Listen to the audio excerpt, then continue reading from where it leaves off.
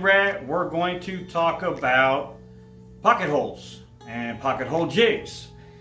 A lot of people knock pocket holes and say that it's not true woodworking and, it's cheating, yada, yada, yada. And I have to admit, I was kind of on that bandwagon myself for a lot of years. I resisted going that route. And when I finally gave in and decided to give it a try, I really ended up wishing I'd tried it and had been doing it all along. It really truly is a great way, a strong way, a beautiful way, and a fast and efficient way to put things together, whether it be, the carcass of a cabinet or the face frame, or, there's so many applications for pocket holes. Now, we've all heard of Craig.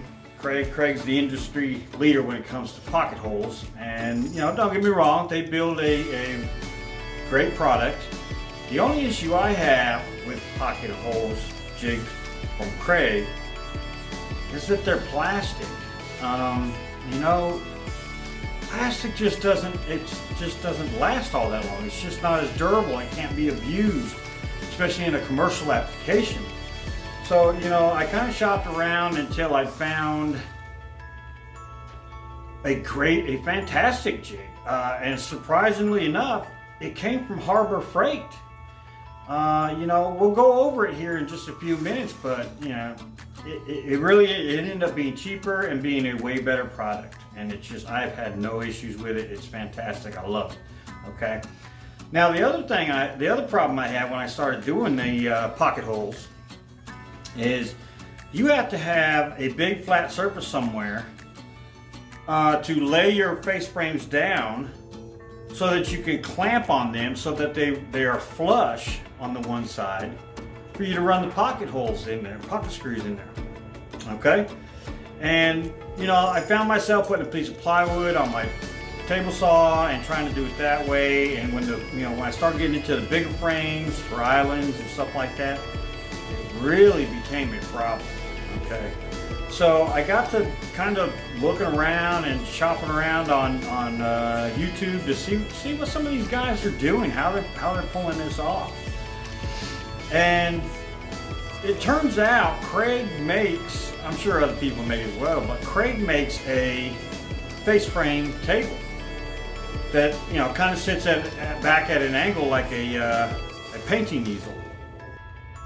And this face frame table that they have, it's big. It's 4 by 8, 4 feet wide, tall by 8 feet long, and you can assemble islands, bathroom vanities, just about anything on these things. And I was impressed.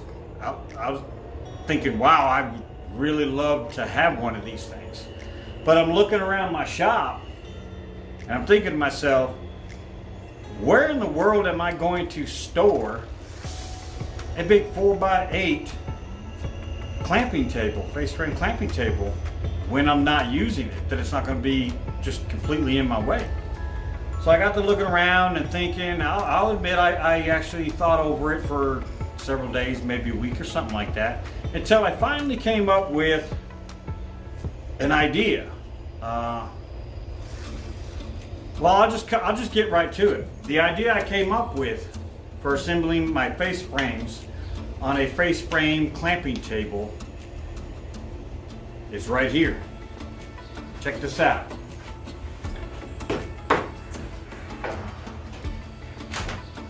I have my racks up here in the attic space, the rafter space, where I store my plywoods at. Okay, and I got thinking about it. Why couldn't I make a clamping table that hinged down when I need it and back up out of the way when I don't need it? So this is what I built. Now, I didn't go quite the 4 feet by 8 feet because I very rarely build anything over 60 inches. And I still could on here anyway. This really doesn't limit you to 60 inches, but I got 48 by 60 inches, okay? And this thing just drops down. I've mounted the light up here so that I have light when I'm working here. Okay, and what I did is I went on eBay and looked around for dog clamps, you know, that work in holes where you don't have to put a nut or something on the back side. These things just drop in the hole and you clamp it down and it holds. And there's 360 holes on here so that I can put a clamp wherever I need one. So I can assemble any style frame, any size frame. I mean, it's just limitless. I can build anything I need on this right here, and then when I'm finished, it just folds right back up out of the way. So, okay, we're going to assemble the face frame to our sliding barn door kitchen island.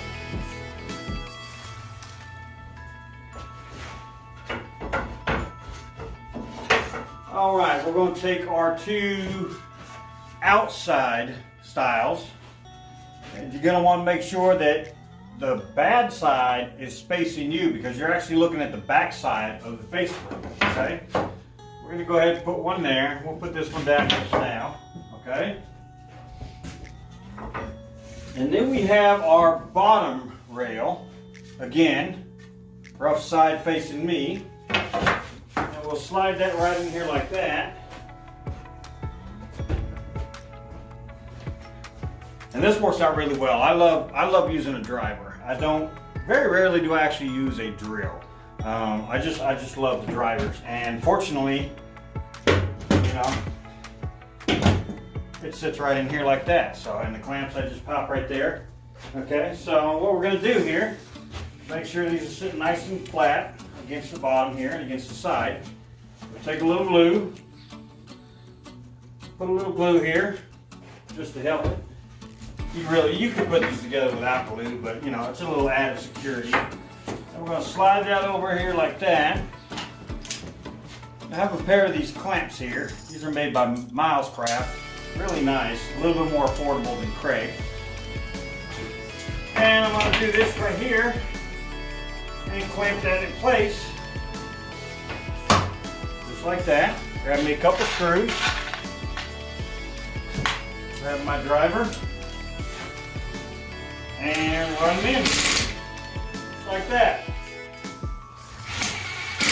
It really is that easy. Okay. Now we're going to jump down here. I'm going to jump down here. And we're going to put this side together. Seeing how this is already here and we don't have glue on that, we'll put glue on this. Okay? Put that next to there. Grab our clamp, that's already screwed together. Make sure these are flush and flat. A little clamp on there. Grab a couple screws.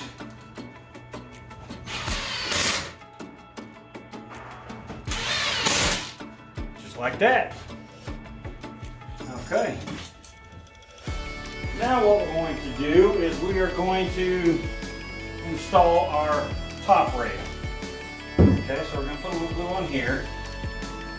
I'm going to put glue on both sides because with both styles already up there's no way to do it afterwards. So we're going to put glue on both sides. Slide that in, get it close. Okay. Take our clamps here.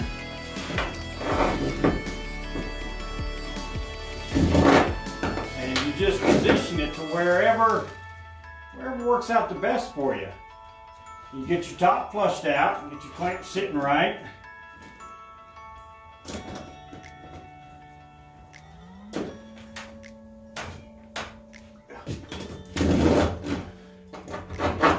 Sometimes you got to play with them a little bit. Sometimes you got to find a little bit better position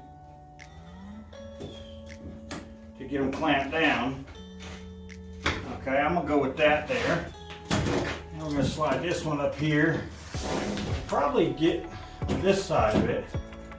Bring that up to here. Flush out your top like that. Make sure you're flush. and clamp it down. Now I'm going to take my screws.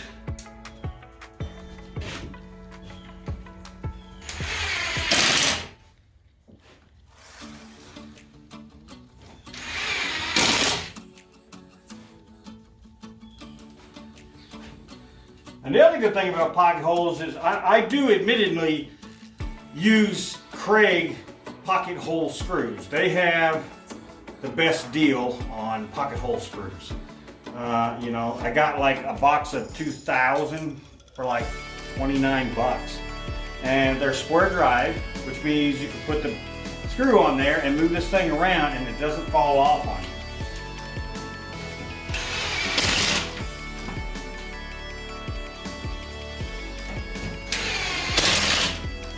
Just like that. And there's our basic frame.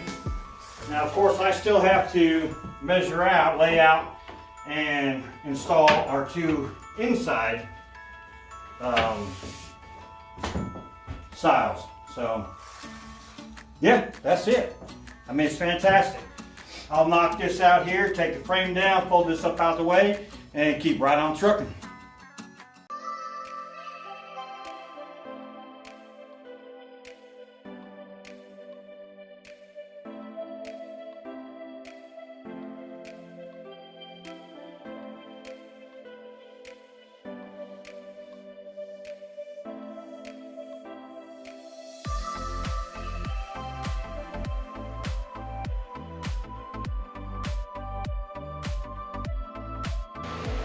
Okay, and there you have it. And this base frame took me all of 10 minutes to put together like this. And I'm telling you, look at that joint. Look at that joint right there. And that's glued and pocket hole. You will not pull that joint apart. This is the way to make base frames. It's fast, it's strong, it's efficient. This is the only way to go. This is what Harbor Freight has. They have this pocket hole jig here, and it's made 100% out of aluminum and steel. This thing is just, I mean, this thing will last you forever. Made by Drill Master, and you know, you can adjust. You loosen this knob here. You can adjust these in and out to wherever you want to, wherever you want to place your holes at. You know, you have two settings here for your drill bit. You know, this one here is a 1/2 inch through 1 inch, and this is 1 1/4 through 1 1/2. You know, so there's not a whole lot of adjusting up and down, in and out like you have with some of these other jigs.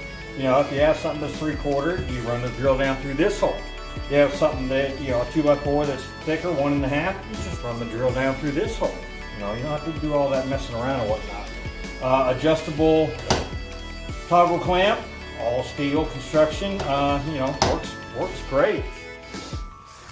I've had no issues with this whatsoever. Now I will show you when we get started with this. The only thing that I was a little disappointed with is when you're drilling your pocket holes, the chips just build up in between these two guides here and around here so bad that every time, you know, in between every board, you're trying to clear the chips out because you can't get the next board to sit down properly to get your pocket holes drilled.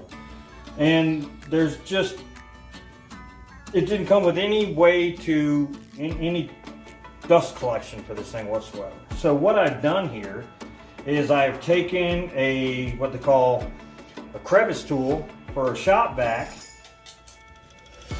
and there's a space back here, as you can see right here, back behind here, which is a lot where the chips build up and all out here in front. And what I've done is that crevice tool seems to fit back there perfectly, okay? So what I did is I cut the crevice tool down a little bit, just took some duct tape, closed that end off. I took my Dremel and I opened this hole up right here, okay? And now, when I slide that in there, I just slide that in there, center it up, okay? And now I can open these up and use these wherever I want to. And I'm telling you, it works beautifully. It picks up 95% of the chips. I'm not I'm not having to clear, move, or do anything other than take the last board out and put the new one in and keep on rolling. So, but when we get to doing this, I'll show you how bad it is. I'll turn the dust collection off and I'll show you just how many chips build up and get in your way and you have to clear it out. So, you know, I would definitely go with this jig, pocket hole jig, but I also would definitely put the dust collection on here like I've done with this one. Definitely a must. Okay guys, we're fixing to drill the pocket holes into our rails, and I wanted to show you, before I hook the dust collection up to it, I want to show you how those chips build up in there and just really get in your way. So let me do this and let y'all see what goes on here.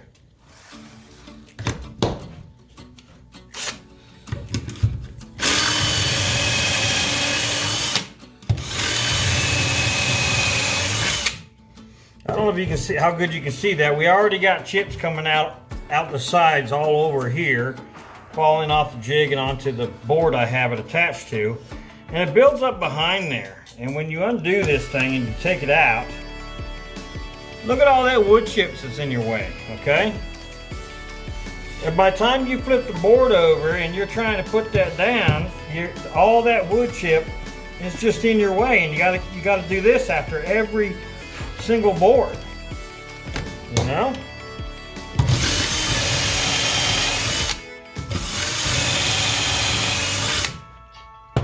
This is just one rail, and look at that. I mean, so yeah, now we're going to hook up the shop vac to it, and I think you'll be pretty impressed with how well this works. So let's give that a shot. Okay, I apologize for the noise. We all know that shop vacs aren't quiet by any means, but let me show you how well this works.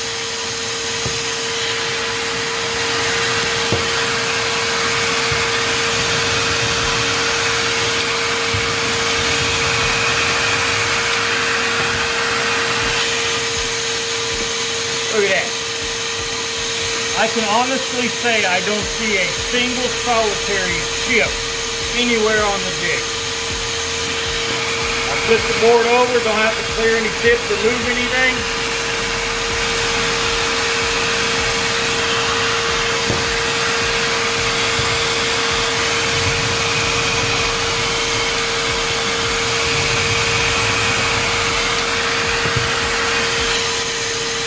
Guys, look at that. There is not a single wood chip to be found. That's how good this works. Guys, look at that. This thing drills the most beautiful pocket holes. Perfect, absolutely perfect.